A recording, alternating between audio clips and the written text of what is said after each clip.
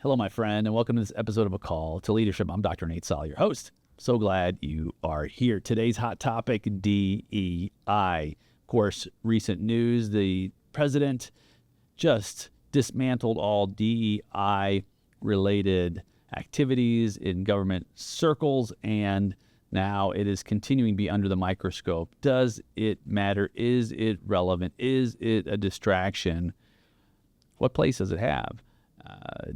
Are we in a situation to where we are being shamed for our background? Of course, I've come from a Middle Eastern environment, and looking at it from that perspective, I don't want special treatment. I don't want anything to give me a hand out. I just want a hand up. Well, it's a contentious conversation, and I think it's one that needs to continue to be broadened. And I've invited an expert, Dr. Joel Pérez, who's written on this. And in his book, the very first words in his title are "Dear White Leader." So as you can hear from that message, he is calling out those who desire to grow as leaders in this space. And I am open for dialogue no matter where it takes us. I will be a conduit to reason and talking through these very difficult issues with a level of desire for mutual understanding. Can't wait for you to listen in. I'm Dr. Nate Salah.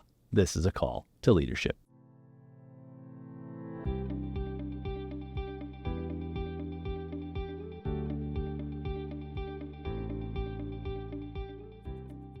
Dr. Joel, welcome to the program.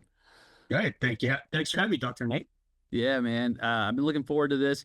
And partly, we get connected with different folks who are possibly relevant, partly because of the title of your book. And I know we're going to talk about it, but certainly, and rightfully so, it gets attention, right? It's Yes. so, it starts with Dear White Leader. Did I say that correctly? That is correct. Yeah, That is yeah. correct. So it definitely sends the message. Of course, it is an avatar where riches are in the niches, all these things that we talk about. Right. And Yes. so now I'd gonna unpack some of the concepts that you talk about, your drive in coaching, and also, from the perspective of, hey, the entrepreneur and the entrepreneurial journey, who is our primary listener. And so let's just I don't even like to use this terminology. Let's say open the kimono, because it doesn't sound very PC. Let's get some clarity. Okay. Because you talk about cultural humility, which I love the construct and the terminology, but I think we should start with clarifying how do we define a white leader? Yeah. So thank you for having me on. I think it's important to address the title, because generally I've had conversations with people who are like, so tell me a little bit about the title, because it kind of just, I don't know. And so what I tell people, and it's the truth, is that, and you know this, you alluded to this, when you write a book, if you don't have an audience, you have no audience. And so the target audience is white leaders who want to get better at leading diversity, equity, inclusion, and belonging work, but don't know where to start or are feeling stuck. And so that is the target audience. It is provocative. It does cause people to virtually pick it up on Amazon, or if it's in a bookstore, pick it up, look at the back, and dive into, at least look at the chapter titles. And so, yeah. So when I say, and actually I've been doing these workshops now, these cultural humility workshops with fairly diverse groups, ethnically diverse groups. And inevitably folks that aren't white come up to me and say, this is great. Like, I can apply this even as a Black leader. And so every concept in the book applies to every leader. But the target audience is white leaders, mainly because there's a lot of white executive leaders who are trying to figure out how to navigate this stuff, and it's complex. And so I talk about it, the way I talk about it is that cultural humility allows you to navigate the complexity that comes with leading diversity, equity, inclusion, and belonging efforts, or trying to build an inclusive organization that fosters a deep sense of belonging. And so that's kind of that's the overview. And so, yes, white leader is someone who identifies as white, as their ethnic group. And so, but like I said, having conversations with leaders who aren't white or who don't identify as white still find value in the concepts as they think about how it applies to the way they lead. And I talk about it as leading exceptionally, not just effective, because if effective is your bar, it's a low bar. You need to be striving to be exceptional. Right. And so that's one aspect. I say one of the aspects is developing a posture of cultural humility. Yeah. Well, I'm glad. I'm glad we start here because it can be confusing. And I think about it like, okay, so what makes a person white or identify as white? And you hear this, the term, et cetera. You and I guess we would be considered off-white, maybe. I don't know. It's like Well, yeah. right. I mean, considered. So you're of Hispanic descent, as I understand. Yeah, Correctly, I'm right? Mexican American. Parents immigrated from Mexico in the late 50s, met Los Angeles, fell in love. I am white presenting or white passing.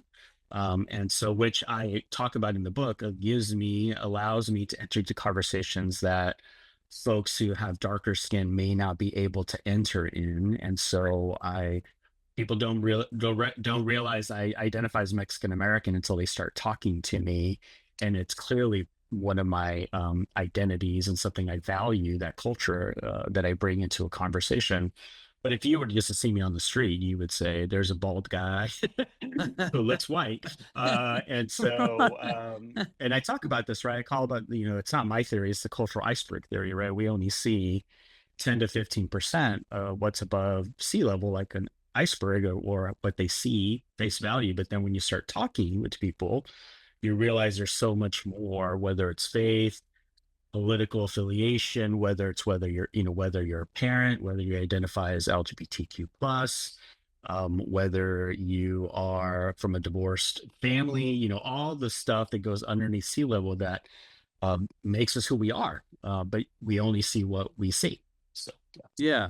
Well, and that's part of the conversation because you had mentioned, white or identifying white, and I'm like, okay, well, then we start to look at geography, of course, right. and different aspects of that conversation. Of course, it doesn't necessarily mean your skin color, as you Right. rightly said. So, for example, in my family is from the Near East, I guess you'd say, Palestinian descent. Like I'm one of the lighter ones in the family. So Right, after 9/11, it came in handy. Yeah. But my brother, who we have, our gene pool is pretty stinking similar. He came out pretty dark. So he's always had that sort of those challenges that perhaps I could get through the checkpoint, right, without being set aside.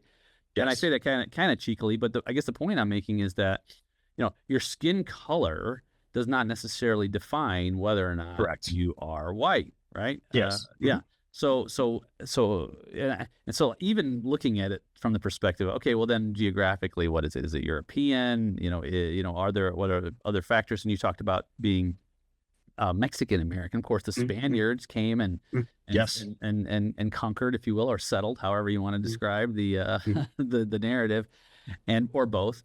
And of course, they're considered white as Europeans. Of course, there's some darker and lighter Spaniards and so on. And same thing in Italy and different parts of Europe, Southern Europe, Northern Europe, et cetera.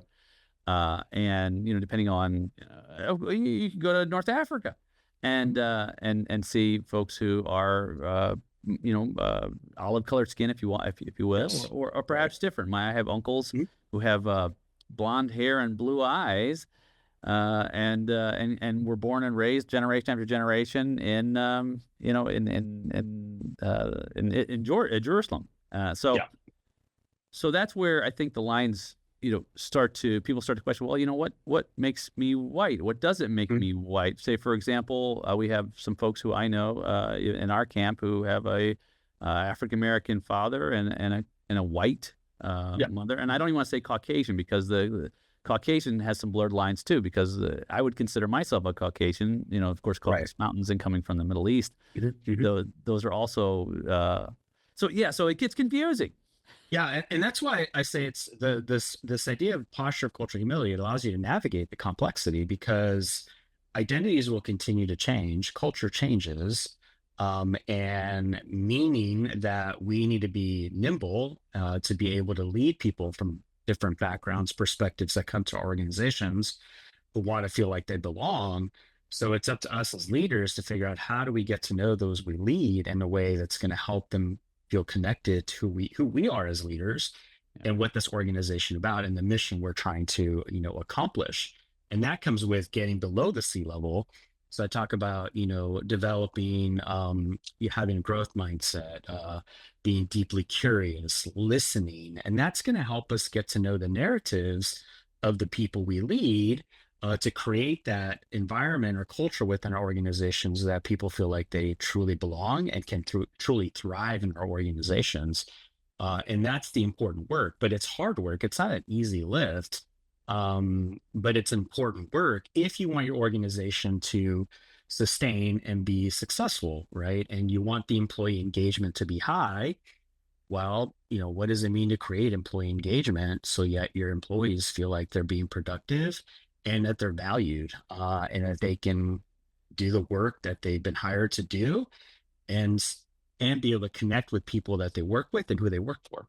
Yeah, no doubt. And I think that belonging is an essential aspect of Mhm. productivity, of cohesiveness, of cultural, in terms of your organizational culture, Yeah. of shared values, shared goals. Mhm. And as leaders, we must start with identifying what barriers we have to Yeah. our individual team members having a Mhm. sense of belonging to the overall mission, the vision, the values, Right. Mhm. and their voices being heard to contribute to a Yeah, greater that's it. cause, a cause that's greater than themselves, right? I'm Mhm. I'm Mhm. 100% on board for that. Yeah. And of course, we didn't time this, but just the conversation around the DEI, Yeah. Mhm. and of course in our nation and Mhm. especially the United States, and some changes happening with the new administration, Trump, and the government changes. Yeah, it's a timely conversation, and I'm Yes. like I don't know what you call it, a stake in the game. I'm really fascinated. Of course, as you had said, and you've said this before, it's a very polarized issue, right? Yes. You've got folks who are like, yes, we must have this, and others will say, hey, it's a distraction, et Right. cetera. And then there's those of us perhaps who are like, well, hey, let's just talk it out so we Mhm. can better That's right. understand what Mhm. the Mhm. mechanics are, and Mhm. perhaps it doesn't necessarily need to be government mandated, but we need to certainly there's some aspects of the conversation that help Yes. us to have a greater sense of accomplishment and unity in organizations. And so, and that's where I like to start, because I'm Yeah. 100% in favor of diversity. I believe Mhm. that diversity is a necessary aspect of how we share ideas. Homogenization means things that get done the same way. Right. We must have a diverse thought, Mhm. and to move forward. As you know, this being coming out of academia, right? Mhm. So much. So well, you probably remember when you had to defend an argument, you also had to defend a counter argument Yes. to fully understand all the different variables Mhm. in Mhm. how this moves together. So I'm not against diversity. I'm 100% for it. However, I think some of the challenges that come across, or what I hear, is that, hey, when diversity is mandated, then it reduces the possibility for a meritocracy or individual effort to have its own set of outcomes. So in other words, uh, many people believe in equal opportunity, just not equal outcome. How does and how let's talk about that a bit. Okay. Yeah. So, yeah, what you say is true. I think there needs to be space for people like you just identified, right? You're not one extreme and you're not the other extreme. You are in the middle. And unfortunately, both sides have squeezed the middle out. So people feel like they cannot share their perspective because they're afraid to be labeled either you want to use conservative or liberal, either ultra conservative or ultra liberal. So we don't want to hear you, so we shut you out. Well, the problem is there's a lot of us that, like you, are shut out. And then we feel like, well, I don't want to talk. I don't want to ask questions because then I get isolated. and or I don't feel like I'm not being given space to articulate my particular viewpoint. And that's where the curiosity piece comes in, where I think no matter what side you're on, to be able to really fully engage in a conversation where you leave the conversation with a better understanding of that perspective. It's not a conversation for you to, you know, seek to convince someone. I call it, what I talk about in the book is seeking to understand versus seeking to convince, right? And so I do believe that organizations can move towards equity, if you really want to stay with the belonging piece, it, I believe it's data guided. And so if you really want to retain your talent and you collect data with, depending on how you collect data around employee engagement, and you recognize that there's a particular group within your organization that is not being retained at the level you would like to, then to go in and kind of, okay, what is it that's happening here? Why are they not staying, or why are they not advancing to the levels we want them to, so that you can identify where the leaky faucet is or the leaky pipe is and try to figure out how do we fix it. And so I do think it's important to recognize and hear people's stories, and create space for that within an organization and outside an organization, whether it's your faith community, whether it's the pickleball club down the street. So you're able to engage in those conversations in a way that helps you leave with a better understanding. You may change your perspective, but you may not. What I tell people when I get into these workshops with people is, I'm not saying you have to change your beliefs or values. I'm saying, I think we would be a better society if we created space for conversation, even if we may not end up agreeing at the end of the day. And so to create that conversation takes work. And that's where the curiosity, the growth mindset, and the listening piece really come in. And then you may decide in your organization, hey, we want people to be treated equally, and we want to create pay equity. So how do we do that? Because we know we're struggling, particularly with maybe women in our organization, or the African Americans in our organization, or however you want to slice and dice the information. I always talk about with organizations who collect data, particularly around employee engagement, is here's here's an academia term: disaggregate the data or break it up, chop it up, so you know exactly where your folks are at every level, and even entry level, mid level, senior level, and then figure out if we want to fix it, how do we fix it? But the organization has to. I talk about this in one of the chapters. You have to link your work to mission, vision, values. If your mission is to create the best widget and engage in the community we reside in, and if your customers if you're doing research with your customers and they're from a diverse group, then you may want to get into this work, because you know that eventually, if you have customers who really believe in your product and your mission, they're going to want to come back to you and spend money, right? Or make an investment. I've said a lot there, but I think it's important to recognize that it starts with creating space in an organization, or particularly with folks you lead in a leadership role, to engage in that, developing that other awareness, so you can hear people's stories, and then also look at your own organizational data to figure out, if you want to be successful in retaining your talent, what does that look like, and where's the leaky faucet, and where's the leak coming from, or who's leaking out. And if it's important to you enough, then you're going to do the work and kind of get into it. But you got to create space for dialogue, for meaningful dialogue. And that's where people get tripped up. I believe that they're fearful of it, because they're like, well, I don't want to engage in this conversation because Joel's going to, I'm going to be labeled a racist, or I'm going to be labeled a bigot, or I'm going to be labeled a 100% progressive. And I don't want people to then start judging me. And so then I shut down, right? I don't talk about things. And that's the problem that's happened, is then we allow the talking head to dictate what's important to us on either side, because we're not willing to have a conversation. So I really have enjoyed the work of Ibu Patel, with Interfaith America, bringing people from different perspectives together to have conversation, have dialogue with ground rules, so that way we know what's acceptable, what's not acceptable, and how do we have a conversation without it, turning into turning into a shouting match, because that's where understanding is going to happen. No, I agree. And I think you made a couple points that are relevant that I think are so important when you talked about equity, equal pay, and of course women and whatnot. I think that's that's something that a lot of people can get behind, right? And because the idea of equity can get also blurred lines. Again, back to the conversation earlier about equal opportunity, not necessarily equal outcomes. And when you say, well, what does that mean? That means, in my opinion, and here's how, for leaders like myself, I believe deeply in creating opportunities for others, but also in the value of merit and the effort. At the same time, it's my role as a leader to provide a pathway for you to be succful. So I didn't bring you onto this team to fail. I brought you onto this team to set you up for success. And part of my essential role is to provide you with the resources necessary to do your best possible work on this team. Yes. And if that's important to you and you say it's important to you, then you have to live it out, right? You have to put it into practice. It shouldn't just be words. It has to be action.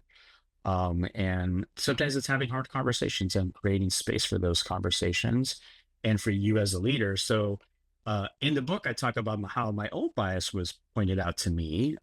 Even as a man of color, I still struggle with bias. And it was, in this case, I forget the pseudonym I use in the book. It comes to mind every so often, but hey, Joel, do you realize that you pay attention more to the men in the meeting and the people who are more vocal, so the extroverts? And to me, it was a moment like, well, shoot, like this value of diversity, I say diversity is a value of mine. I say creating inclusion organizations important, yet I still mess up, even as a C-suite executive, a man of color who's raising biracial children, who does this work. I still have bias. So I stress that it's important to stress because we all struggle with it. We all are going to make mistakes. We can never be perfect leaders. We're always going to make mistakes. It's what we do with those mistakes, right? I could have done one of two things in that. One, I could have gotten defensive. I could have said, well, you're out of line. Like, no, I don't do that. Or I could have well, that's just the way it is. You're just going to have to suck it up and move on. Or what I did was sit and apologize first and say, I'm so sorry. I really want to know where I'm making this mistake. And so we had dialogue, we had a conversation. And then I took that information and then I started changing the way I led meetings and checking myself before the meetings. So I share that example in the book, one, because I want people to know that no matter how much you say you're for diversity or doing this work, you're still going to trip up. And so we have to be in this together, right? We can't do this alone. And what it means by doing it together is you have to create an environment where your team, right, has the safety to come to you and say, hey, Joel, that's not right. Or you kind of messed up and I want to have a conversation with you, right? And that's important work to go towards creating that sense of belonging, that culture of belonging you want to create in your organization. 100%. I think that your model and your example of what I tend to affectionately call reflection rather than deflection, right? To reflect on the moment rather than deflect and say, brush it off and take a defensive position. Take it in as constructive criticism. And the ultimate goal, feedback is essential no matter what the feedback is. And so if there's something that is perhaps hindering my ability to lead effectively, team, please make me aware of it. I'm not omnipotent, right? There's so many things I could be doing more effectively to create greater cohesiveness and that we could win together. And I need to hear those things. I think when you live in that way and you set that model and example, then it becomes safe space to have that across the organization. And I think that's so important to do, Joel. And so the idea then that inclusiveness then is, hey, let's include all the ideas. And whichever ideas continue to move us forward together as a team, let's integrate those ideas. And that's just really innovation, right? That's what ideas are, right? It's just another way to say. And I think when you can walk in a higher level of maturity in your walk. And what I say about maturity, it's this: I don't have all the answers. Right. I never will. Right. And this is where humility comes in. Right. Yeah. Humility That's it. is yeah. It's saying, hey, I'm a part of the learning process in this organization, and I want you all to grow exponentially. I want to be a part of that growth. Let's work together so that we can find ways we can all grow together. That's it. Yeah. That's a beautiful That's thing. right. Yeah. The Yeah. problem And is that's, the go ahead. problem is that we now associate this terminology, if you will, DEI, with this negative construct, if you will. And I think there's a lot of baggage that goes along with it in terms of perhaps lack of accountability, where people say, hey, you know what, if I have to, if I have to put, what do you call it, like training wheels on for everyone, then, who's going to get work done? I mean, these are real questions. Like let me just call it out. If I go to one of my small business owners and say, hey, this week we're going to work on DEI, and they'll look at me like I have three eyes. Some of them won't even know what the term is. Others will say, hey, Nate, hey, I need to make payroll. Okay. Yeah. So if this will help me make payroll tomorrow, I'm all for it. But if it doesn't, we need to talk about this another day, or I need to make sure that, my customers get their service they need. I need to make sure I hire the person that's best for this position. And these are real questions that people are asking today. And it's really difficult when you couch it under, if you will, a phrase like this. However, when you start to unpeel the onion and you just have conversations like we're having about, hey, you know what? Let's get ideas going. Let's make sure that everyone has a say in how we move forward based on their role and responsibility, et cetera, et cetera. Make sure no one gets left behind with the resources that are necessary for them to do great work.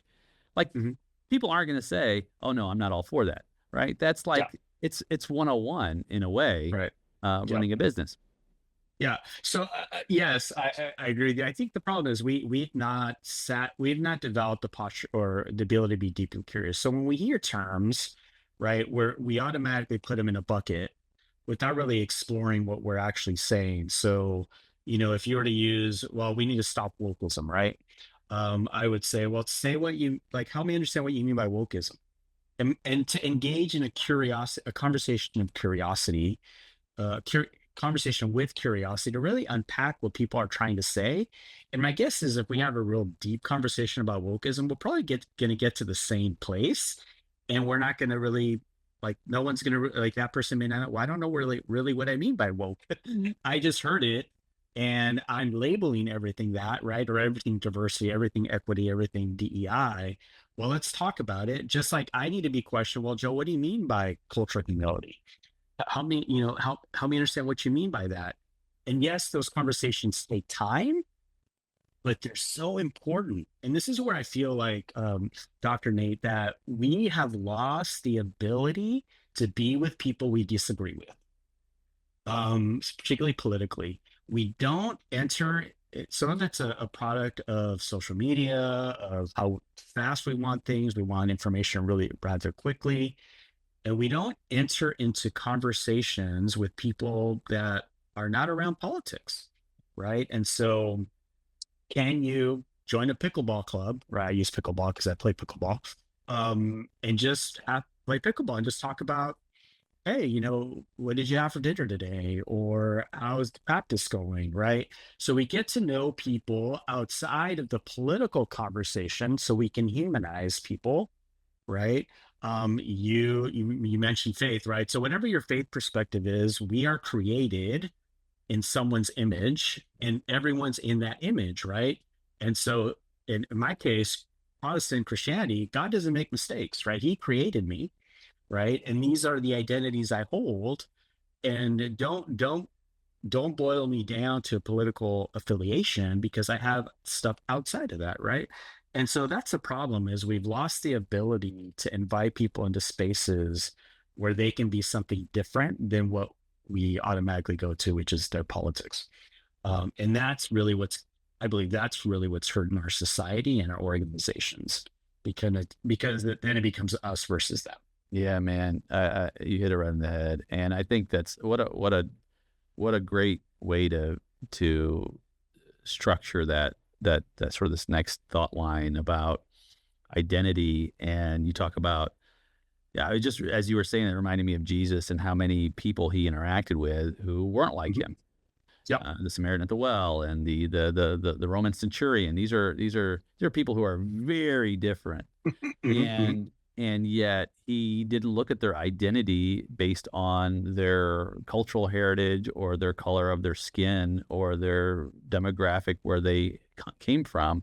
He looked at them as children of God, Right. and that's a much different posture, different vantage point Mhm, than than the labels we put on. I think, and that's part of something I'd like to talk to you about, because on the one side, clearly, like when you talk about the nature of bringing out the best in the team and mhm, doing whatever it takes to help every team member, it makes sense. Of course, when we start to use the terminology, then there's some polarization, right? But if we didn't mhm, use terminology at all and we just label these concepts, it's like, oh, okay, great.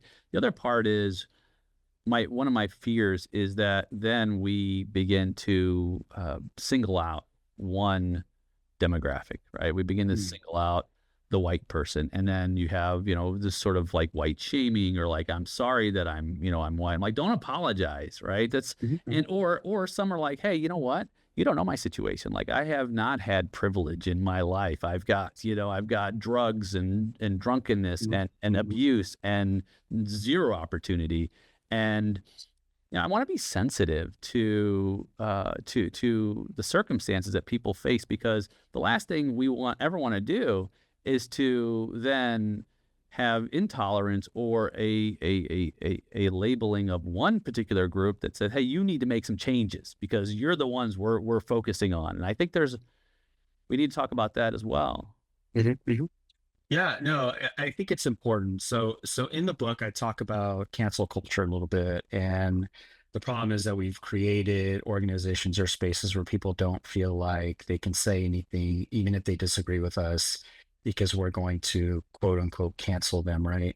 Not that there doesn't need to be accountability, right? So if someone like sexually abuses someone or sexually harasses someone or is discriminatory in a really predatory way, that needs to be corrected, right? There needs to be accountability for that. But if but to the but it's important to say, can we create space for dialogue so people feel like they can ask questions without having I'm going to use HR as an example, right? Without having HR breathing down my neck, right? And that's where I think as leaders, leaders of color, white leaders, women, men, LGBTQ need to really work towards creating spaces so everyone feels like, hey, let's have a dialogue about this because I really feel like I want to learn, right? And I'm afraid to ask questions from a learning standpoint because like you may say, well, how do you not know that? Like you should know that. You should know not to say that, right? But a lot of times we don't know what we should or shouldn't say or what's going to be offensive or not offensive, right? And so the importance of creating that space so people can genuinely be curious and ask questions is going to be really, really important. Um, I talk about the idea of unearned versus earned privilege. So even as a man of color, yes, I've had some privilege. I have a doctorate that gives me privilege, Mhm. the ability to like I wrote a book, right? We talked about this earlier, right? Once you write a book, it seems to raise the credibility, right? Well, it gives me the opportunity to enter into spaces, right? A podcast interview with you or speaking or consulting, right? Uh, Or I 30 years was experience, right after I was born in this whatever it is. country. I Yeah. have the ability to vote. I can show up in spaces and not be afraid to, be picked up and moved somewhere else, right? And that is my uh, earned and we talked about it. I'm white presenting, so that's an unearned privilege, right? I can enter into spaces. I don't have to be fearful of someone misjudging me or labeling me something because of the color of my or the darkness of my skin. So I think when you talk about it that way with the privilege piece, people start to recognize like, oh, okay, yeah, I have some earned and unearned privilege. And that's something we need to dialogue about. Not that it's right or wrong. It's, hey, there's some things that I need to acknowledge, and there's some things that you need to acknowledge. Let's talk about it. And where do we move? How do we move forward together, so that we are partnering with each other? We are journeying together. Whatever term you want to use is going to be really, really important.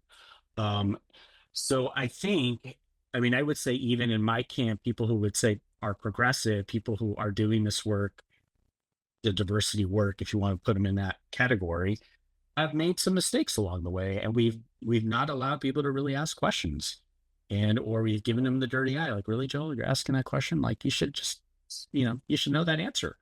Well, I don't know the answer, and that's why I'm asking. So, and this is where the leadership piece is really important. As a leader, you need to recognize that and not just put people in buckets and camps, because then we start mislabeling people, and we start, like I said earlier, isolating people where they feel isolated and they cannot speak because they feel like they are going to be fired, they are going to be labeled, they're not going to be given a promotion, whatever that may be, and that's not right.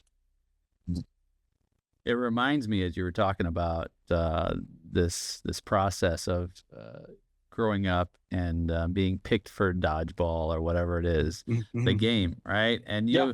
and you're labeled, like just by sometimes you'll have a reputation based on your performance in the past, but oftentimes it's like, hey, okay, you look like you're taller and stronger or whatever, and you get picked first and second and third and so on. And it actually and you talk about privilege. It's interesting, and I was looking up the definition. Privilege, just a basic definition, Oxford: special right, advantage, or immunity granted or available only to a particular person or group. So just a very basic definition. And you're right. Privilege isn't necessarily because of the color of your skin. That could be in a room or not, for example, and that could be anywhere you go, right? For example, I was just thinking about it. Speaking of games, a lot of my younger years growing up, I would call it the hood, right? So I was the lightest guy on the basketball, just playing basketball out on the street. And like, I had to prove myself. Like, can you play? And I had to prove myself to get in the game because I didn't have a special right or advantage. I did not have privilege. I was the odd man out. So I think it's important because, there's different circles where you may or may not have privilege, and privilege isn't necessarily a dirty word. No, right? I think it's important to identify your advantage. Like I've owned an accounting and advisory firm for 30 years. After 30 years, Dr. Joel, like we have an advantage. Why? Because we've proven ourselves in the marketplace that we do good work, right? It's not necessarily a negative thing. And I think it's important to make that distinction. It's just a word. Yeah. Yeah. It's really important. And so when I do trainings, when I coach, we talk about that. And sometimes it's an aha moment for people, like, oh, that's what it means. Because they've just been like hearing talking heads talk about privilege and that's a dirty word, and they're going to make you feel guilty. Well, I mean, there's skill and nuance in facilitating workshops and training in a way that's going to be helpful for people and not harmful to people. And once I unpack it in the earned versus unearned, particularly as a man of color, I identify as a man of color, Mexican American. People are like, oh, you have privilege too. I was just transparency. I was in the emergency room last night. Right. I had a mild pneumonia. I didn't know I did. I went into the emergency room. I'm sitting there. It goes 6 hours later. I'm discharged. Right. And the guy asked for my copay. It's $100. I'm like, wow, I'm upper middle class. I can pay $100. When I was 10 years old, I had a screaming ear infection. My parents, who were immigrants, were fearful of taking me to the doctor because they didn't know what it was going to cost, and they didn't have the money. So I laid there in pain. Last night, I'm like, oh, I have a problem. I'm just going to go to emergency room. I have health insurance. I have $100. Cool. I paid for it. Yeah. And I have those moments as a first generation college student graduate as well. Like there's things that I'm like, oh, I now can do that. I didn't like when I was growing up, I didn't have that privilege. Now I do. And when I share those stories, people who identify as white and or upper middle class or come from wealthy families or even poor families will go, oh yeah, now I get it. That's an aha moment. And that's really important. And that's where the dialogue piece comes in and the nuance, and doing this work in community is really, really important. You can't grow in this area without having others around you to learn from and check you, hold you accountable, have hard conversations with. And that's people are going to call you out on your biases, whatever it may be, right? And that's important to recognize that you can't do this work by reading a book, showing up at a conference, obtaining a certificate. That's all important work and should be doing, but you got to do it in community. Yeah. Right. You cannot do this alone, or else you're going to, you're going to pick up bad habits and just assume things instead of like, no, I really want to know about this. Help me understand this. And that's where having dialogue with someone is really important. Yeah, man. And questioning and checking our mindset and in terms of how, look, we all have biases, and my philosophy is don't allow your biases to affect your judgment. And so let's work through the biases, and it's just humanity. Right? We have biases. So let's just start there. And at the same time, for me, like as growing up as a Palestinian American, and I share a lot of the sort of the backstory that you do. We were very, very poor, and same, first higher level education, graduate, et cetera, et cetera. I didn't want special treatment. I didn't want a hand out. I wanted a hand up. Okay. And I think that's the important distinction. I don't think that you promote special treatment. You promote, hey, let us find ways where we can bridge the gap in the abilities that we each have so that we can all function as a cohesive team that gets across the finish line together. That's the difference, right? And I think that there's some dissonance there. And it's true. And I think that because it can be used in that way as well, where people say, hey, look, no, we want, X, Y, and Z. You're just going to let them slide, right? It's like, well, hey, that's not how championships are won. Championships are won by everybody's full effort so that we can all progress. But if there's if you've got a player who has some kind of perhaps a challenge that's impeding their progress, you need to address that. You need to address it and say, hey, look, how can I help you to be the best version of yourself you can be without singling you out or giving you at the same time, the whole shame game, we need to stop the shame game of all of the different races and all this other stuff. That needs to stop. And we need to start working together as one species, right? We are all human beings. We come from different perspectives. We come from different understandings, different environments, and those are all useful to progression. Yeah. The key will be to create space so that I get to know you, Dr. Nate, right? Like I want to know your story, right? I don't just want to make some assumptions based on your accent, the way you look, the way you dress, the place you come from. I want to get to know your story. And I think as leaders, it's imperative that we get to know our people, and we may recognize, you know what? And I want to help Dr. Nate out. Like I want to give him a hand up in this case. Now, Dr. Nate may say, I don't want your help. Right. Or it could say, thank you. Like there are times where I've really been, so I have white coaches, white executive coaches that have done a lot of good work, are really successful. And I had one ask me once, because they know my story.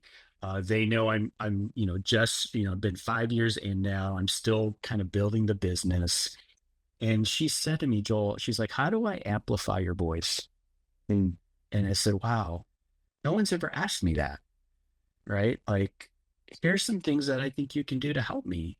And she was willing to help me because she knows, her perspective is I have some barriers that I need to overcome because as a new entrepreneur, new business owner, that there's some challenges there, but she sees potential in what I can contribute to the coaching community. And she's like, I want to let people know about you. So how do I do this? right? And I think it's important for senior leaders when you recognize that, like, okay, not how do I help you, but what do you need? Like, what do you need right now? Or how do I amplify your voice? Those are two powerful questions that I think can be asked if you so choose to. That is an extremely powerful question, and it resonates. It hits me because people want to be heard. Yep. And of course, the value proposition they have, they want it to be significant and they want it to be a contribution to whoever is in need of that help. So when someone offers you that olive branch and says, "Hey, Mhm. I want to amplify your voice," um, I mean, again, back to Jesus. Like, I think so Yep. many voices got amplified with Jesus's methods and his teaching. When people were hurting or they had a need, he amplified their voice by addressing that need and then speaking it out and helping them speak it out into the world. And I think that transcends identity. It Yep. transcends politics. It transcends all of those issues that we tend to bicker about, and it inspires that meaningful leadership change that we Yep. all know is necessary. Right. Yeah. That's it. Bro, I got one question for you before you hop Uh, off. This has been uh, fantastic. yeah. So I'll ask this every so often when there's time at the end of the program. Eventually, Dr. Joel, you will be on that great summit, the very end of this journey, this side of eternity. You'll see all of those wonderful people who you got to encounter, and of course, the voices you had a hand in amplifying. What's one thing that you would have liked others to have said about you? That I cared about people no matter what their backgrounds, and I was always willing to create space for them and to figure out ways to include them. Well, you are on your way. Thanks for being here. Yeah. Oh, thanks for having me.